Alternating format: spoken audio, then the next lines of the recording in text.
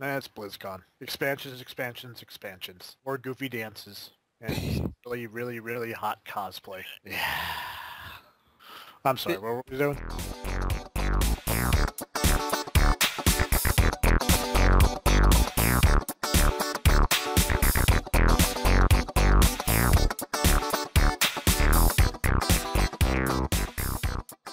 Greetings and salutations, everybody, and welcome to the CanUK podcast, the podcast done by fans for fans of everything nerdy.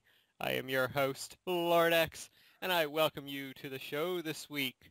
Joining me this week, he is a man who always requires a day one patch. It's Dr. Lech. You have no idea how true that is sometimes, man. How are you doing this week, Lech? I'd rather not say. Fair enough. Fair enough. We all have those weeks. It's turning into one of those months. Ooh. Yeah. Well, But, yeah.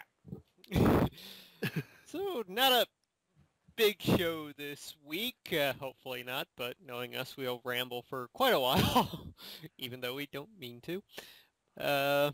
Though on the bright side, we're kind of on the eve now of the PlayStation 4 launch, which is only a couple of days away. Yeah. I mean, I really wish I had the money to get it, on launch day, but at this point, when I do get the money, I'll be able to actually weigh my options. you could say that with a straight face. No, I couldn't. I tried. I really tried. I couldn't. As soon as I get the money, I'm getting a PS4. Yay. Yeah, we're on the eve of the next generation of gaming. It seems like it was only February when we were talking about the announcement of the PlayStation 4. And now it's almost here. Yeah, time flies. Oh, indeed. But these last couple of days are going to drag. Oh yeah, especially for those that put in the claim for their own units. Of course, it's going to drag.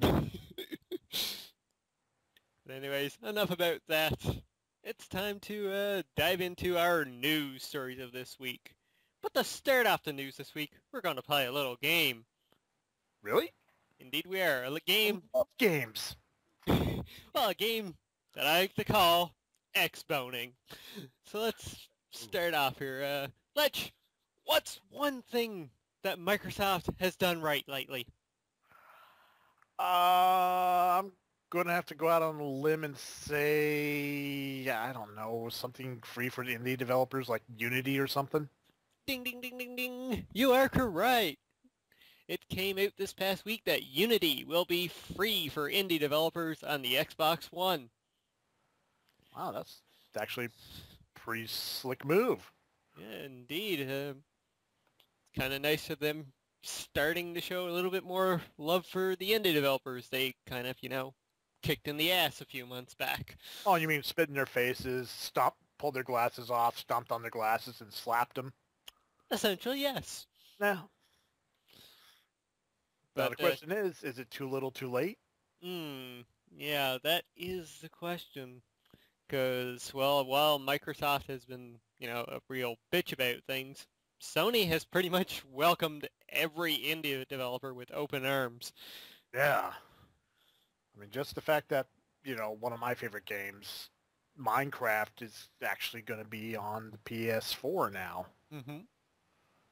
They're still going to have the Microsoft, the Xbox version, but still. Yeah, that was a big hit right there. And not to mention we got games like Don't Starve, The Binding of Isaac, Resogun, Contrast, and God, so many others. Oddworld, New, and Taste. There's a shit ton of games coming. Indie games coming for the PS4.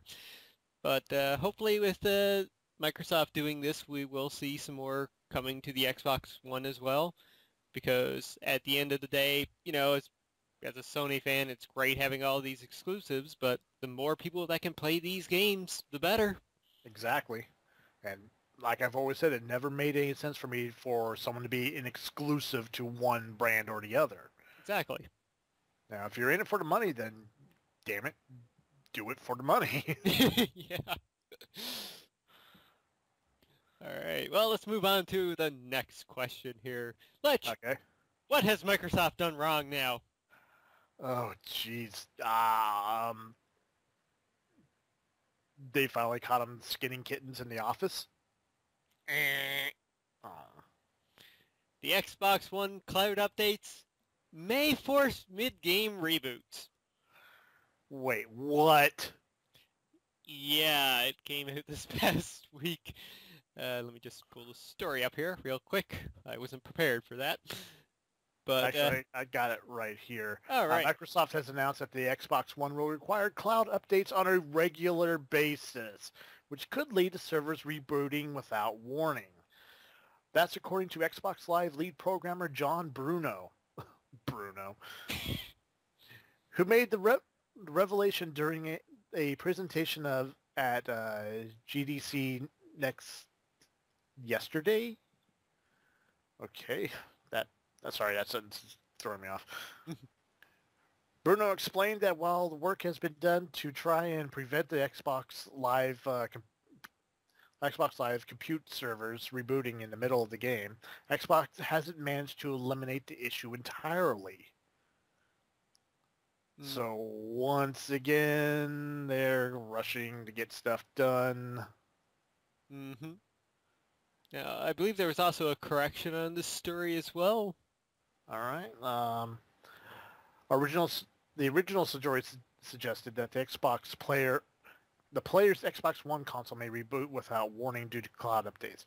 It has been corrected to note that the host servers may reboot during multiplayer games. This is from IGN. Of course, they also, regret the error. Mm-hmm. But still, that's... Yeah. Still pretty bad. It's not... I mean, it's bad, but it's more of a minor inconvenience. Mm-hmm. Because, a server reboot, that's, 1, maybe 2 minutes? Yep. It's just... To a gamer, that's... Oh, my God. I mean, I've been having that problem with Battlefield 4. I'll be in the game, all of a sudden my Xbox freezes. Ooh. And I'm not gonna lie, it's usually when I'm doing really good, and then it freezes and I have to reboot the Xbox because, well, then I lose everything I earned during that match.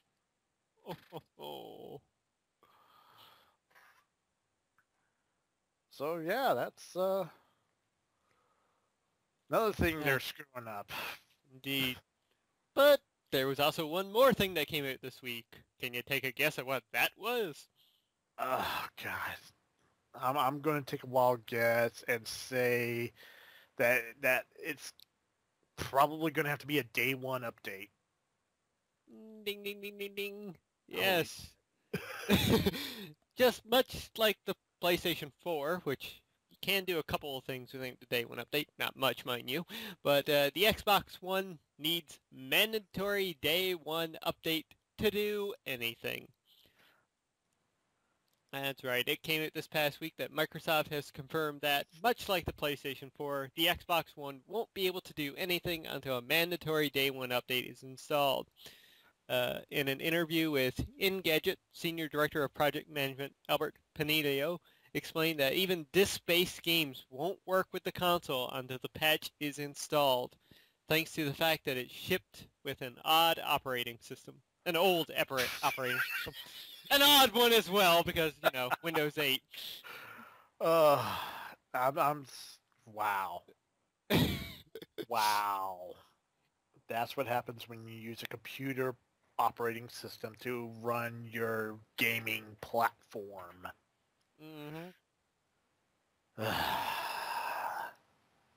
And the update is going to be approximately 300 megabytes in size, so roughly the same as the PlayStation 4 update. All right, at least it's not a bad update, No, wait. No, that's the PlayStation 4 one, sorry. Uh-oh. I don't think they say here about the Xbox One, but I think it was around 500, if I'm not mistaken. Yeah, but I'm going to say, yeah, that sounds about right. Hmm Because when I got my new computer this year, update took like 20 minutes. hmm Yeah, so it's not going to be a long process at all, but, you know, uh, Still, yeah, yeah. I know a lot of people have been, like, hating on the day one updates and everything else, but, you no, kind of need them. yeah. I mean, even as, like, a PC gamer, you're going to get day one updates every time. Yeah, every time. Like, we are long gone from the days of, like, the Super Nintendo era where a video game console shipped and that was it. There was no updates afterwards. We are gone from those days now. Well, yeah, because everyone expects more from their consoles now. I Hmm mean, considering what the PS4 and the XBone can do, I mean, I'm surprised that it's only, a small amount. hmm The 5 meg and the 500 meg. Yep. That's relatively small considering everything they do. hmm Oh, I think the Wii U had, like, at least a 1 GB patch when it first came out. Jesus. Yeah. Poor Wii U. Just can't win. No, no, it cannot. Speaking of not winning, I Yeah. believe you've got our first real news story of this week. Yeah, this one kind of hits close to home Same. because growing up, I remember the video stores. Not many people do anymore. No. As a kid, I would go rent my NES games there, Mega Man 3, Super Mario World, I Mm. mean, Super Mario Brothers 3, the Wolverine game, the X-Men game, which was dumb as fuck. But yeah, Blockbuster is closing its last 300 stores and ending their mail service Ooh. by the end of December. Wow. Despite thousands of locations closing in recent years, Blockbuster still has about 300 locations operating until this announcement. Dish President and Chief Executive Officer Joseph P. Clayton, this is not an easy decision, yet customer demand is clearly moving to digital distribution of video entertainment. Despite our closing of physical distribution elements of the business, we continue to see value in Blockbuster brand and expect to leverage the brand as we continue to expand our digital offerings. Basically, what happened was along came Netflix, Mm-hmm. Redbox. Redbox. You're able to get movies. Hard to find movies too. Mm-hmm. I mean, it didn't help that that Blockbuster kind of had the family-friendly version of a lot of movies, Mm-hmm. and it's just they try to catch up too little, too late. Yep. Yep.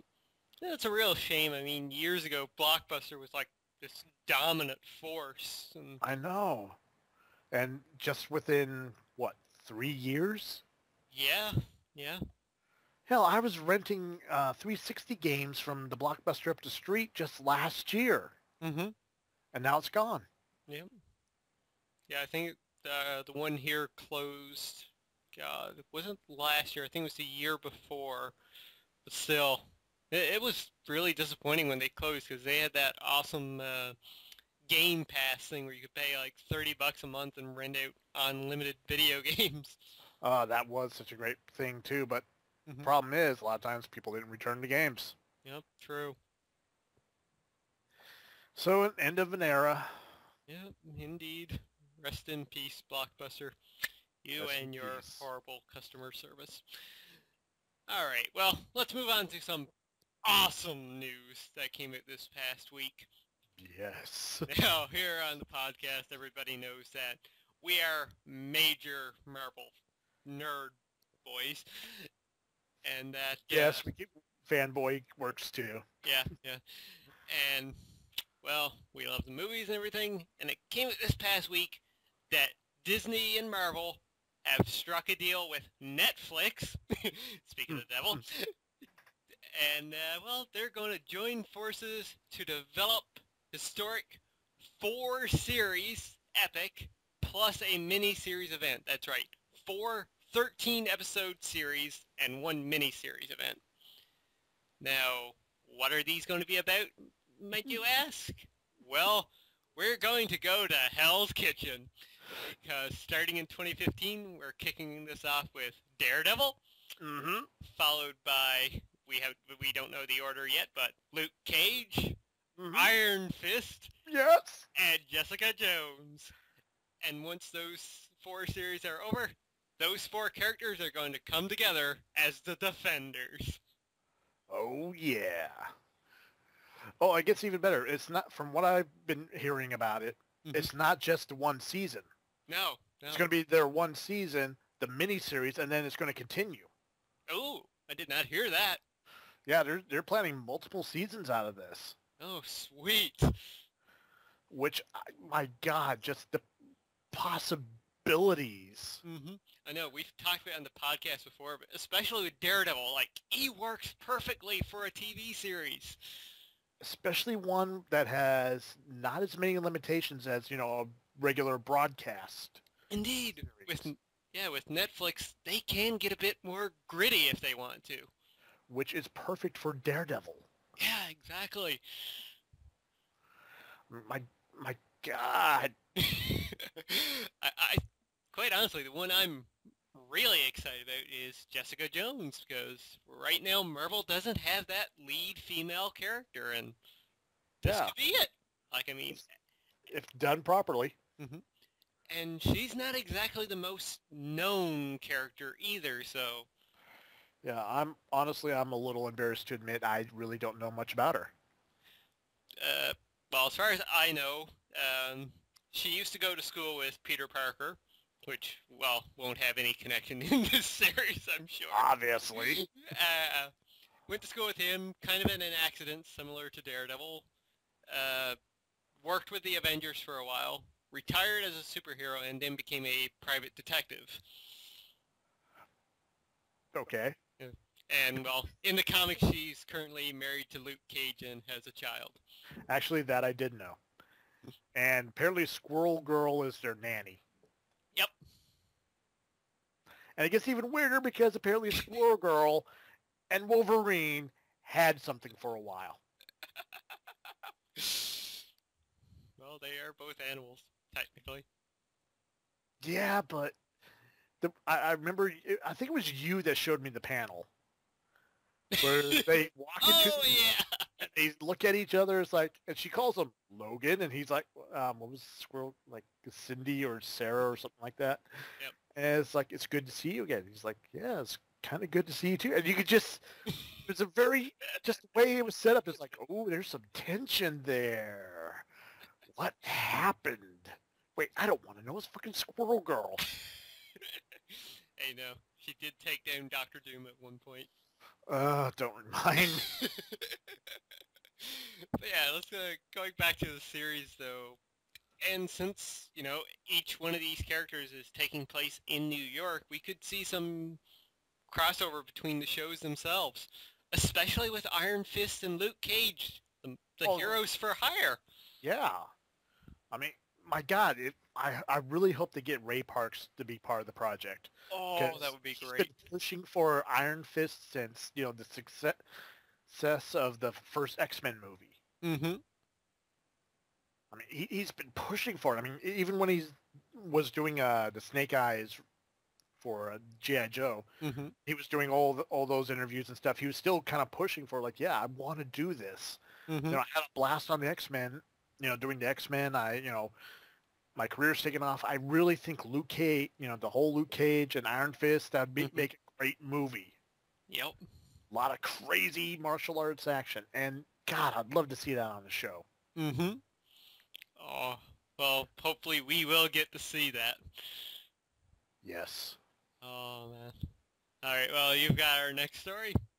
Yeah, unfortunately, it's not one I'm very excited about either, but at the same time, it's kind of cool. Mm-hmm. Final Fantasy Part 10, Part 2 HD will include all bonus content from international versions of the game, including the last mission expansion. Yay! Now, for a lot of Square Enix fans, which I was on board until this one came. I mean, I had my doubts with 10. 10 was kind of like, oh, okay, this is kind of cool, I guess. But then 10.2 came out, and I was just like, oh, where's Lulu?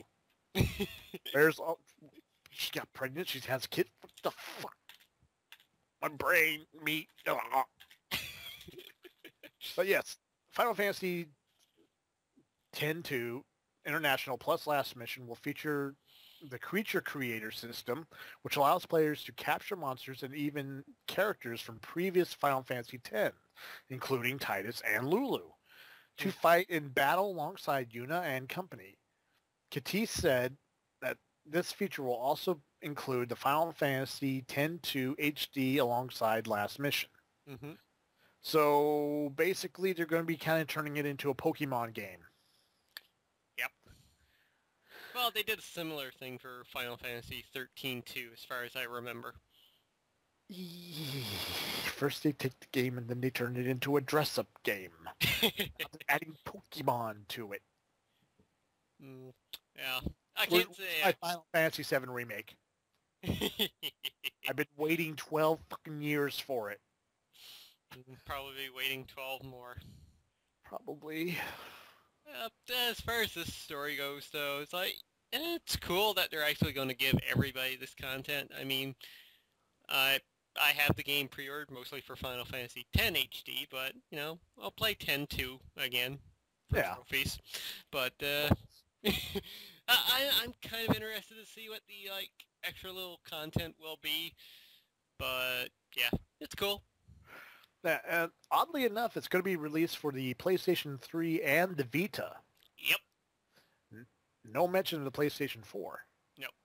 Well, this was announced like 2 years ago at this point now. True. Yeah. But hey. It depends on how backwards compatible the PS4 actually is. Yeah, if they ever get the Gaikai streaming to work, I guess. We'll find out. Mm-hmm. Alrighty, well, moving along to our next story here. Have you had enough of World of Warcraft yet, Lech? Yes. Well, too damn bad. Because at BlizzCon this past week, World of Warcraft Warlords of Draenor, I have no fucking idea, was announced. So there you go, another expansion for World of Warcraft. And, well, what was their last expansion? Cataclysm? Mist of Pandora. Oh, that's when they introduced the Kung Fu Pandas. Yep.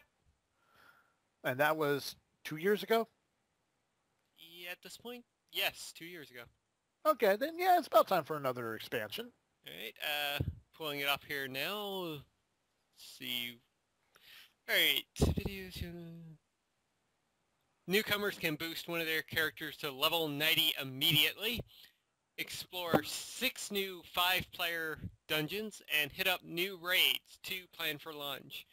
Join a new seamlessly instanced PvP zone, fight new world bosses, and find new rewards on their way to the new level cap of 100. Characters from Warcraft's past, including Gromash, Hellscream, Blackhand, and Nirzul, will be encountered throughout. Amidst hundreds of new quests, players will be able to... Now, this is the part that kind of caught my interest. Okay. Players will be able to build and upgrade their own customizable garrison, as well as recruit NPC followers who can be used to collect resources and complete quests. Among the possible upgrades for the garrison are a barracks that allows more followers to be sent on missions at a time, an infirmary heals followers more quickly on missions, an inn attracts new followers, and a blacksmith who researches new plans and crafts resources. Friends can visit each other's garrisons where they will be able to trade resources with one another. Now, anybody having flashbacks to Warcraft 2 and 3 right now? Yeah. Wow, that sounds actually kind of damn cool. Yeah. Wow. Which makes me think I may actually, buy this expansion when it comes out, just to experience this new thing. I don't know. I played Warcraft for a while. It's really not for me. Mm-hmm. Yeah, I kind of had that experience too. I usually just play with other people when it comes out, so... Yeah. Or the odd time. I think the last time I bought a 60-day pass, I might have played 5 days. About an hour each time. Ouch. Yeah, I can't get into it that much either. But hey, new expansion, it'll make the World of Warcraft fans happy. Yeah, I mean, it literally sounds like an expansion, not just, oh, look, here's a new zone. Here's... Mm-hmm. I wasn't really too thrilled when you're naming off all the standard stuff. Oh, new bosses, 6 new dungeons. Mm-hmm. But then that caught my interest. Mm-hmm. Yeah, it's like same thing that happened with me. It's like, ooh, this is different. Mm-hmm. It's a new element to the game, which literally changes the game. Yep. And I think there's some other stuff too, like some redesigns on the character models and whatnot. So, they're trying to refresh, I guess. It would be nice if they kind of toned down the ears on the elves. Mm. Because that's just ridiculous. Out of everything in World of Warcraft, the ears on the elf is the ridiculous part. Well, no, that's what bugs me the most. Because, Okay. I believe, I grew up reading The Hobbit and everything. So, I'm used to, like, regular elf ears. Yep. Not things that stick out 4 or 5 feet past your head. To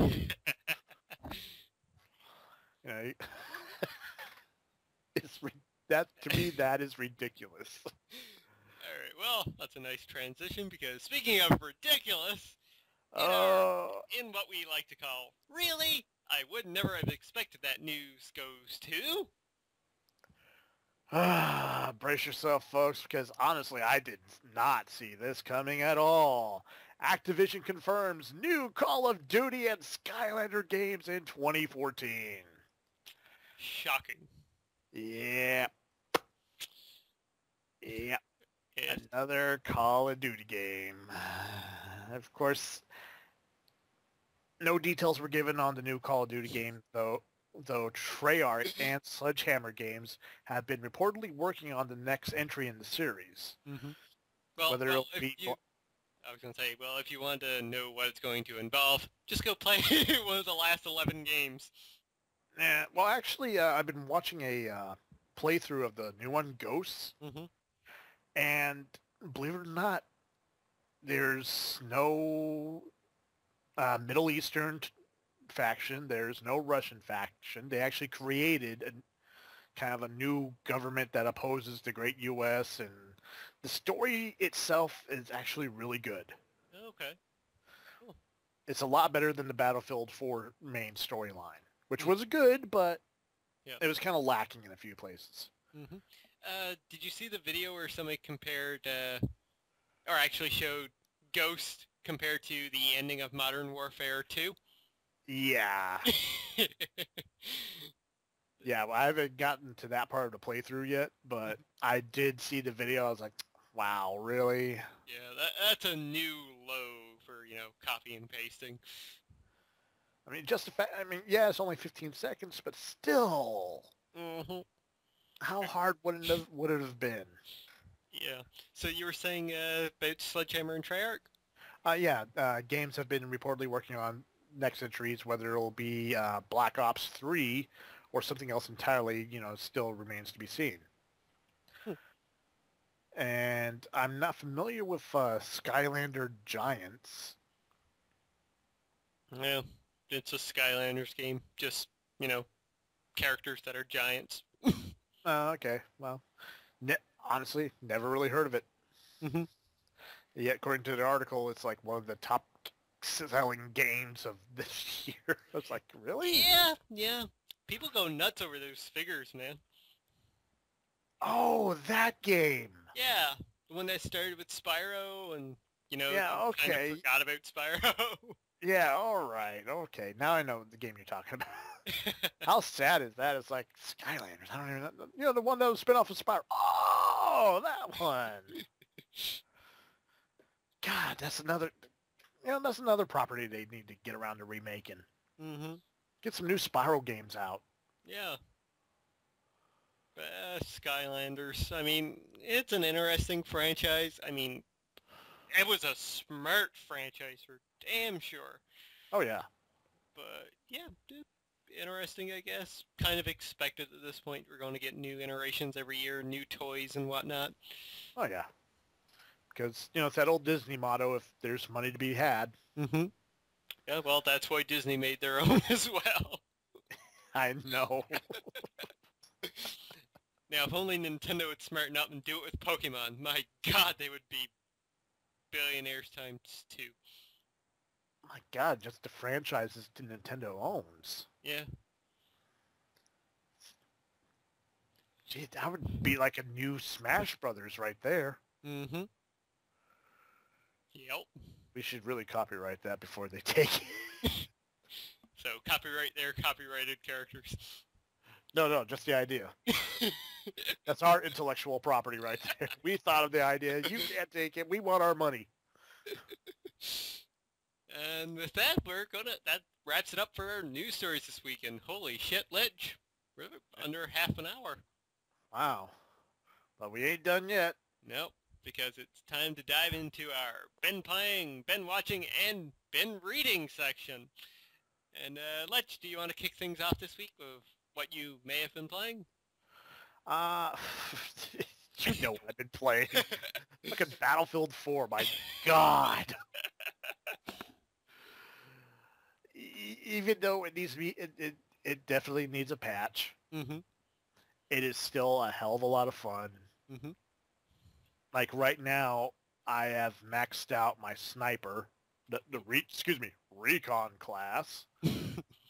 I've got all the unlocks. I'm currently working on unlocking the gun, but I got him as high as he can go already, and I'm only level 20. Mm-hmm. So, I'm starting to work on the other kits. The game itself plays a lot better. Mm-hmm. It took a little while to get used to the new controls because they kind of fudged up the controls. They made it play more like a Call of Duty game. Okay. Instead of the way Battlefield was. Battlefield, everything was a little ass backwards with the controls at first. Mm-hmm. But you got used to it, and, well, it made sense. Now they kind of went back to the Call of Duty control scheme. Mm-hmm. It's, for the type of game, it actually plays a lot better. Oh, that's good. Which honestly really surprised me. Nice. Yeah, I definitely want to play that. I'm trying to hold off for the PlayStation 4 version. It's fun, and like we were saying earlier, even the single player campaign is so much better than Battlefield 3. Oh, thank God. Even though there's still a few hiccups, like for starters, your avatar in this game doesn't talk. Oh God. Which really bugs me because they put him in charge of all these missions, yet he doesn't say anything. that always kind of bugs me when you have that, the voiceless character. Yeah. And, but he's the main character. Everyone's depending on him to save the day. Mm-hmm. And he's got no voice. Yeah, yeah. I mean, imagine Die Hard where Bruce Willis didn't say any lines.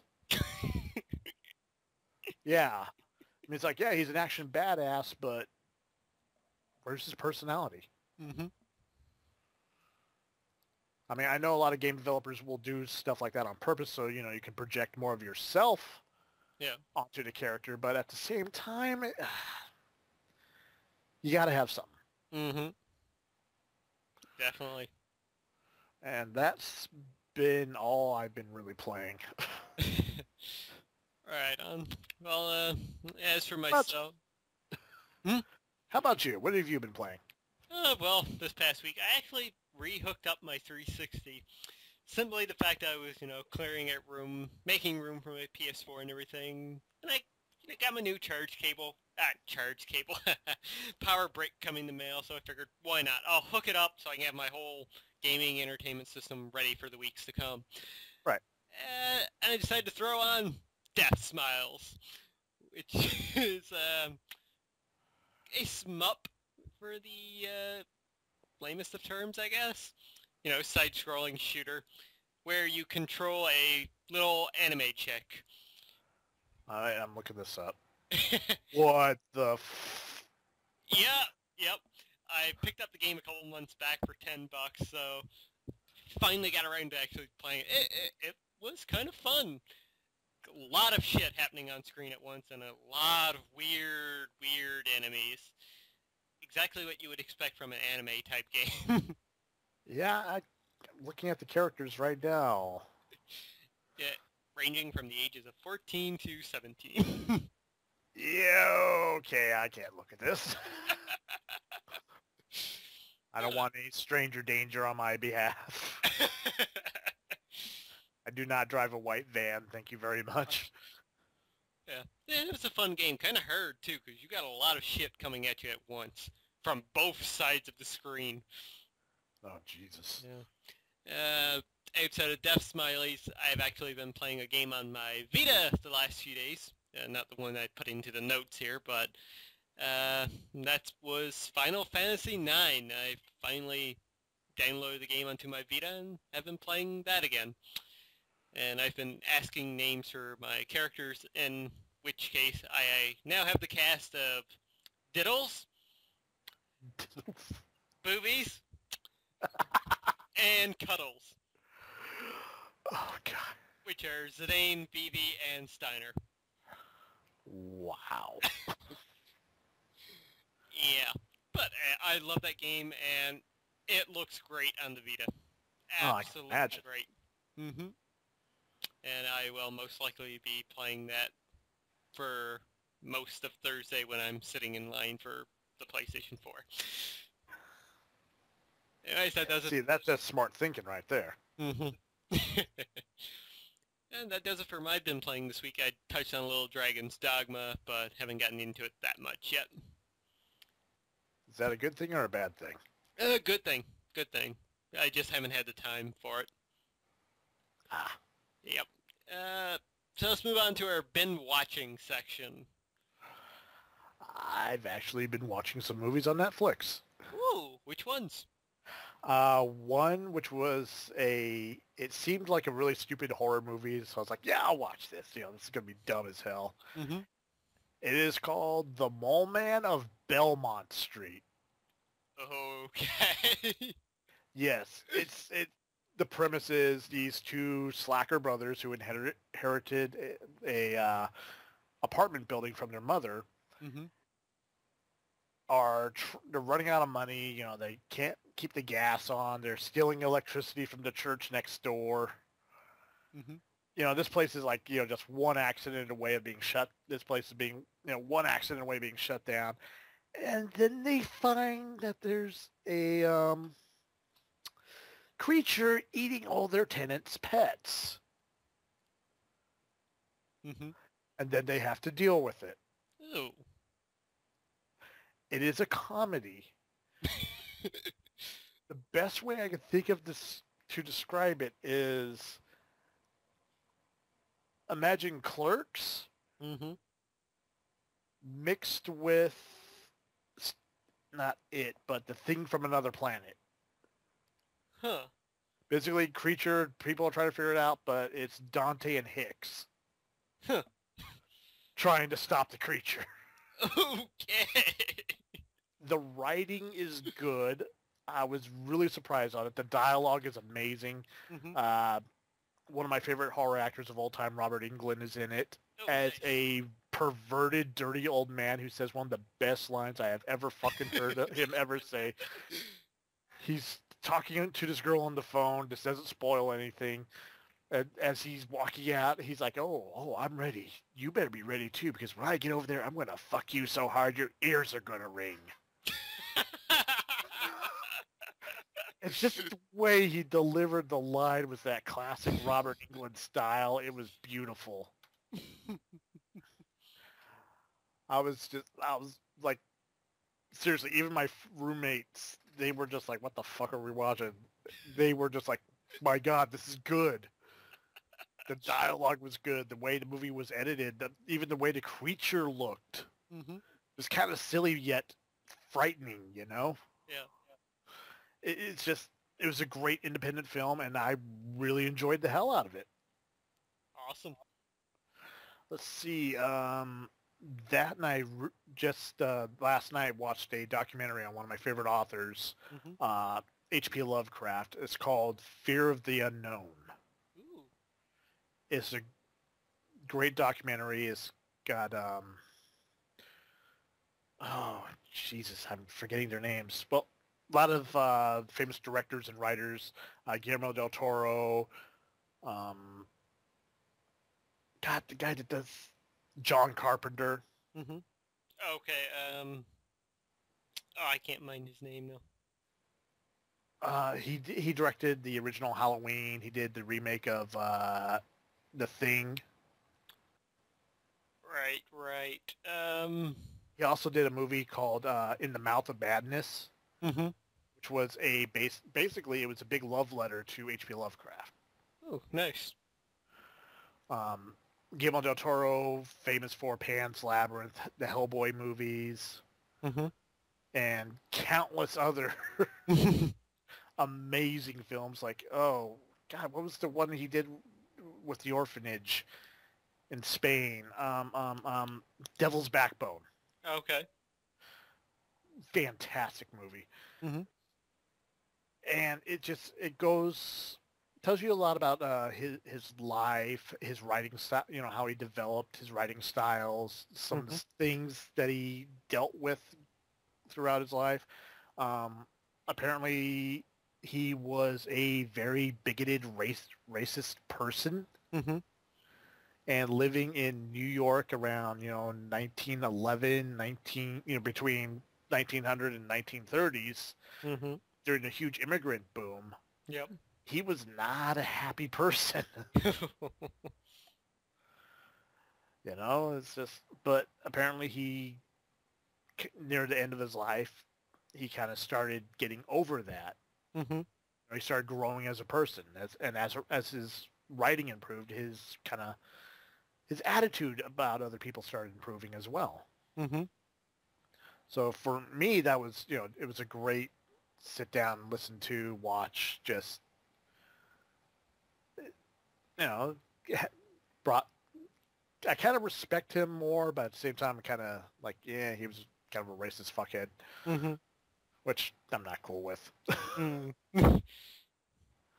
But yeah, if you can find it, watch it, you'll like it. Yeah, I'll definitely try and look that up. It's In the Mouth of Madness, right?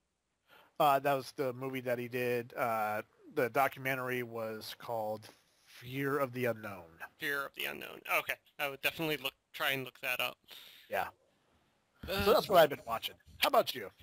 Well, I took a way different tone for my two this past week. Let's go into the realm of Marvel. First off, been watching Agents of S.H.I.E.L.D., and my God, that show is getting better and better as it's going along. Like, it really has found its groove right now, I believe. Like, the first couple episodes were, yeah, this is kind of cool, it's good. But the last two episodes have been, taking a bit of a darker turn. Like, in one episode, you get to watch as a person gets turned to ashes in front of your eyes. Yeah, burned alive. And the last episode was really emotional and focused on two of the characters you would not really have expected. So they got like a lot of character development in the episode. So it was really good. And outside of that, I went and saw Thor: The Dark World in IMAX. How was it? Oh, so fucking good.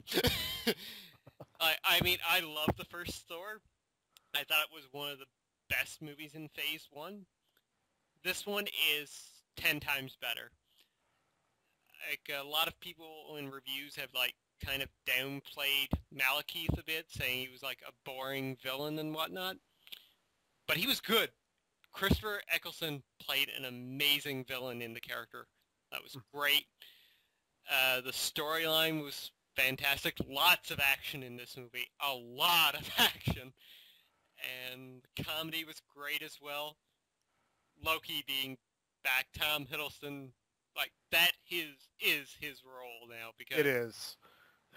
he worked fantastic. Every scene with him, he just steals the screen. Especially one scene where he's walking with Thor, and not to really spoil anything, but he does a few shape-shifting throughout the scene, and it's so fucking hilarious what he does. And just going with the movie, there are 2 end credit scenes. One of which focuses on a little future Marvel movie, Guardians of the Galaxy, and the last scene isn't something really big. It's just a little bit heartwarming and something really, really funny. I'll put it that way. I can't wait to see it. Oh, it's really good. Fantastic. All right, then. So have you been reading anything this week, Lech? Just been going through my old Necronomicon. Cool. It's a collection of H.P. Lovecraft's writings. It's a big black book. It's really cool. Stole it from a library. I've been tempted to buy that on so many occasions. I just haven't had the money for it. It's a good book. I've just been kind of rereading it, a lot of the stuff. That's all. Cool. I actually have something this week.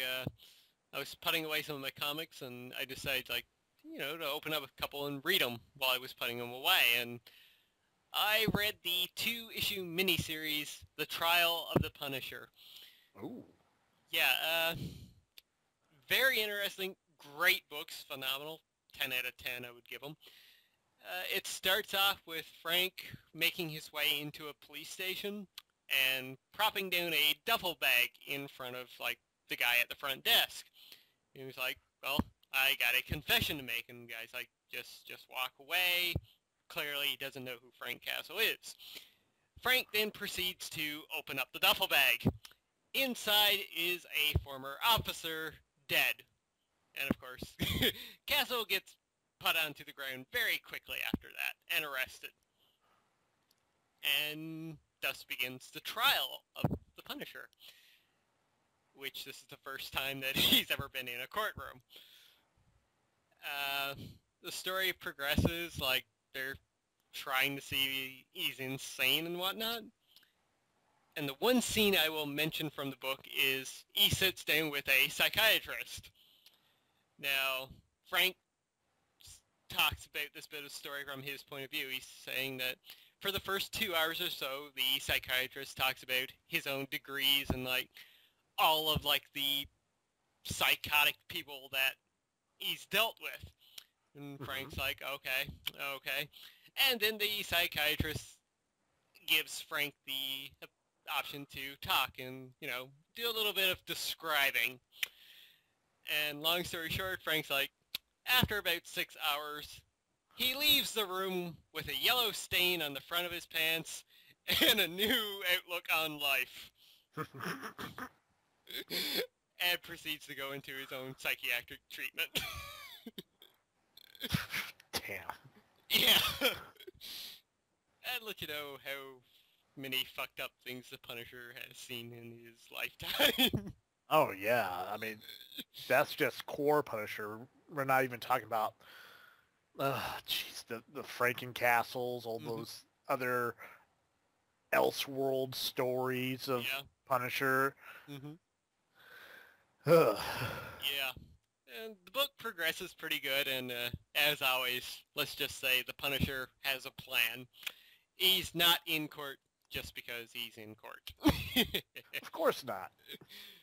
Yeah, great book.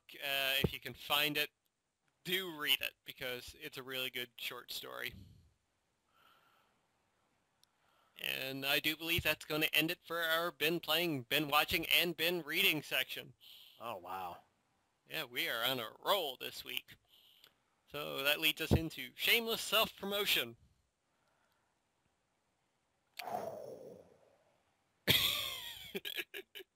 Is that a tumbleweed I just heard? Kind of. I mentioned it last week, the fan film that I've been working on. I've started working on the script. Nice. And I've been talking to a few of my friends, and we're going to actually start production on it within a few weeks. Mm-hmm. We're going to get all the principal photography done and all that fun stuff, and then I'm going to start editing the movie, adding special effects and all that fun stuff. Cool. So hopefully we're looking to get it done and released in about 6 months. Cool. If not sooner. Awesome. And yes, it will be for sale too. Oh, nice. Can't wait. Oh, it's going to be hilarious. Have you guys thought about doing up like a Kickstarter or anything to raise money for it, or? No, because I already have all the props. Okay. Locations aren't really a big deal because we're kind of, where I'm at in California, I'm kind of in the main Central Valley. Mm-hmm. I can drive 2 hours in any direction and be out in the middle of nowhere. Ah, cool. So just need to find a couple interior and exterior locations for certain shots, and then from there, everything else is out in the woods. Cool. And as for actors,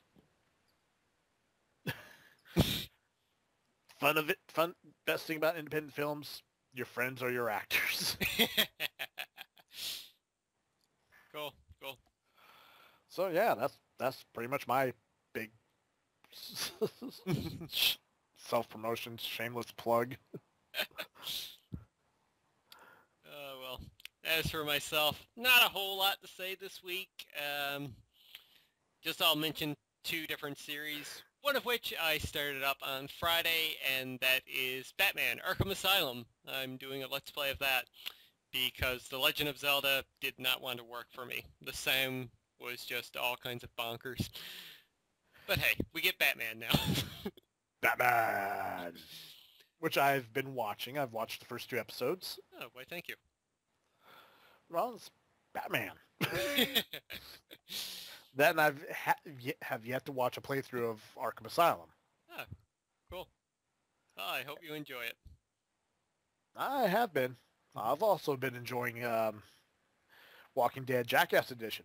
Yes, and that was the other one I was going to mention. Yesterday I finally got around to putting up episode 4. Which I have to admit is the funniest one so far. Really? Yeah. There were several laugh out loud moments. I'm really glad to hear that, because I was kind of doubting myself on that episode. No, I mean, everything just lined up perfect. I mean, the part that had me laughing the most was the tractor sequence. Oh, yeah. And then the zombie in the back, wait, I just want to eat you. And then arrow through his face. Fuck.